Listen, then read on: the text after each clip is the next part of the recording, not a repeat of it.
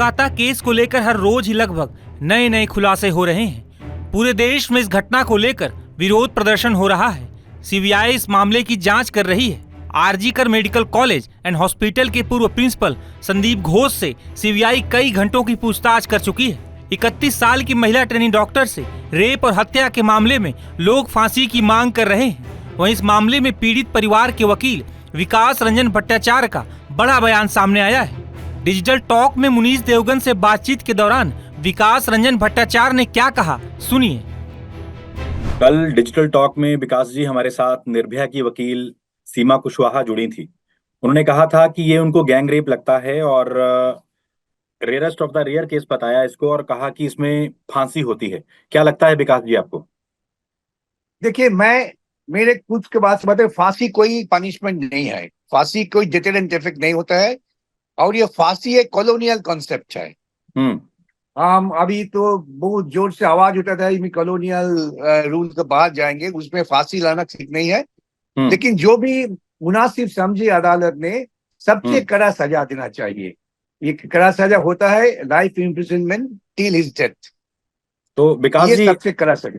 विकास जी, आपको नहीं लगता कि अपराधियों के दिल में जब तक खौफ नहीं पैदा होगा, जैसे ये अपराधी है, इसने अगर कोलकाता में कुछ किया है तो इसको हुगली ब्रिज पर ऐसा कानून बना देना चाहिए कि हुगली ब्रिज पर इसको टांगा जाए, ताकि जो बाकी अपराधी बाकी सनकी समाज में हैं, महिलाओं के प्रति ऐसा कुछ करने से पहले कई बार सोचे कि भैया हमें तो टांग दिया जाएगा। क्या लगता है आपको, कानून में बदलाव की जरूरत है?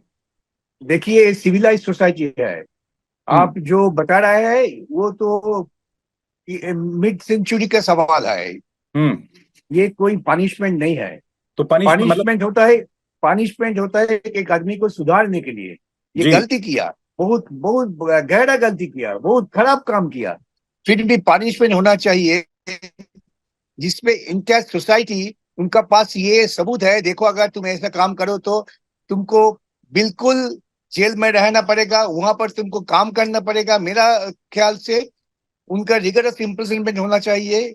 इसी से जितना पैसा मिलेगा, ये पैसा ये विक्टिम फैमिली को देना चाहिए। तब इनको पता चलेगा कि मेरा परिश्रम से विक्टिम फैमिली को मुझे पालना पड़ता है, ये होगा अच्छा पनिशमेंट। ये पूरा जिंदगी भर इनको करना पड़ेगा।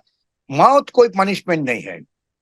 इन a civilised society, democratic society, death penalty is absolutely should be rejected. It should be thrown out from the statute book.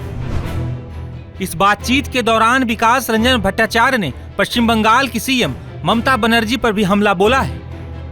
कल आपने कहा कि राज्य में जो रेप है उसके रेट फिक्स किए गए, रेप विक्टिम के रेट है फिक्स है। इस पे थोड़ा विस्तार से बताइए हमारे दर्शकों। मेरा बंगाल का चीफ मिनिस्टर का ये बात हुआ था, उन्होंने ऐसे सवाल कर रहे थे, जब भी कोई रेप होता है बंगाल का चीफ मिनिस्टर वहां पहुंच जाता है, पैसा ले लो चुप कर जाओ, पैसा ला लो मुख बंद करो, ये उनका तरीका था। उन्होंने ही बताया था, ठीक है, हम जो बच्चा रेप होता है, अगर 16 वर्ष का बच्ची रेप होता है, इसके लिए इतना कंपेंसेशन, 20 वर्ष की तो अलग कंपेंसेशन। ये जो सोच बंगाल में बंगाल का चीफ मिनिस्टर लाए थे, ये अनसिविलाइज था। इसका खिलाफ हम लड़ रहे हैं, इसका खिलाफ पॉलिटिकली लड़ रहे हैं, सोशली लड़ रहे हैं कि rape is an uncivilised act. Rape means violation of human rights. अगर इस नजर से आप देखें तो आप सुधर सकते हैं। पनिशमेंट का ये लक्ष्य होता है डिटरेंट इफेक्ट। ऐसा पनिशमेंट पिछले भी आदमी सोचेंगे, भाई ये करने से पहले हम सोचो क्या करेंगे। लेकिन हमारा ह्यूमन सोसाइटी में तो डिटरेंट इफेक्ट अभी तक नहीं आया। अब कितना मर्डर में अब कितना डेथ पेनल्टी दिया है, सोचिए। इस स्वाधीन भारतवर्ष में कितना डेथ पेनल्टी हुआ, कोई कुछ काम कमी हुई है? भाई नहीं। Therefore, death penalty has no deterrent effects, my personal opinion, but इस पर बहस भी हो सकता है। अच्छा, आप ये बताइए, परिवार के संपर्क में आप लगातार होंगे, लेडी डॉक्टर के परिवार के संपर्क में होंगे, तो क्या लगता है परिवार को, क्या ये एक शख्स का काम है या मल्टीपल, जैसे आप बता रहे हैं कि कई लोग इसमें शामिल हो सकते हैं? लेकिन ये जो पोस्टमार्टम रिपोर्ट देख के जो फॉरेंसिक एक्सपर्ट ने मुझे बताया, पोस्टमार्टम रिपोर्ट तो ये चीज है, ये फॉरेंसिक एक्सपर्ट में बता सकते हैं उनको ओपिनियन। ये आप मैं खुद देख कर कुछ नहीं बता सकते। ये फॉरेंसिक एक्सपर्ट ने बताया कि जैसे इनको खून हुआ, जैसे इनका मर्डर हुआ, ये एक आदमी का काम है नहीं। इसमें जरूर कोई एक से ज्यादा आदमी थे। तो ये फॉरेंसिक एक्सपर्ट के ओपिनियन को लेकर ही हमको आगे बढ़ना पड़ेगा।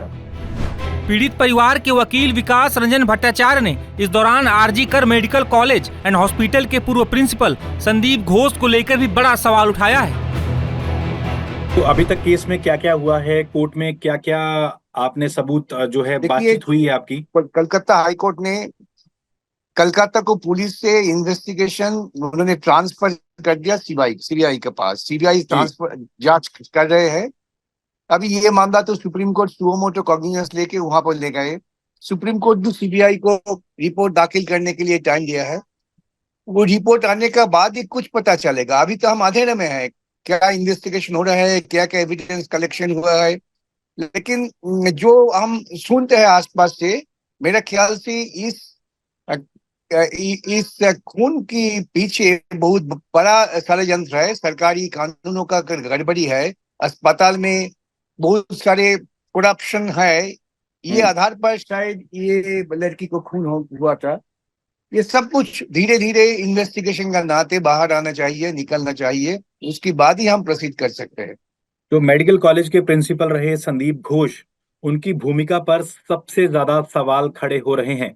उनके जो सबसे करीबी रहे किसी जमाने में, अख्तर अली, उन्होंने भी आरोप लगाया है कि वो जो डेड बॉडी थी उनकी खरीद फरोख्त का धंधा भी करते थे, जो मानव अंगों की तस्करी करते थे। तो आपको क्या लगता है, ये आरोपों में काफी दम है?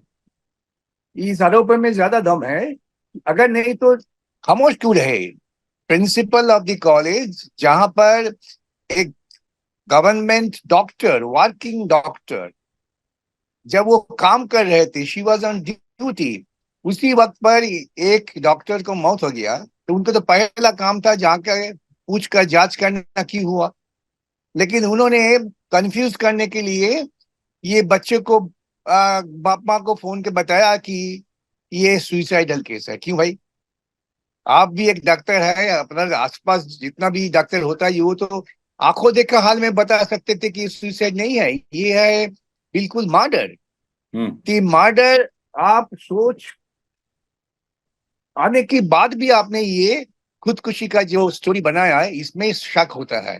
और शक होता है 3 दिन के बाद जब उन्होंने रेजिग्नेशन डाला, उन्होंने बताया कि मैं मॉरल रिस्पॉन्सिबिलिटी के रेजिग्नेशन डालता हूँ। रेजिग्नेशन कहाँ से? आरजी कर का प्रिंसिपल का पद से नहीं, सरकारी नौकरी से।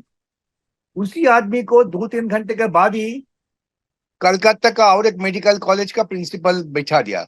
इसका पीछे जरूर एडमिनिस्ट्रेशन का कोई स्वार्थ था। क्या स्वार्थ था? इनको प्रोटेक्ट करने का क्या जरूरत है? ये सब कुछ का पीछे ही हमको ये षड्यंत्र का जो शक हो रहा है, इसको निपाटने के लिए सीबीआई को जांच हुआ है। अभी तो हमको इंतजार करना पड़ेगा सीबीआई क्या का एविडेंस कलेक्ट किया, क्या क्या एविडेंस कलेक्ट करना चाहिए था, क्यों नहीं किया। ये सब कुछ हम जरूर कोर्ट में लाएंगे, बहस करेंगे जब हम रिपोर्ट देखेंगे उसके बाद।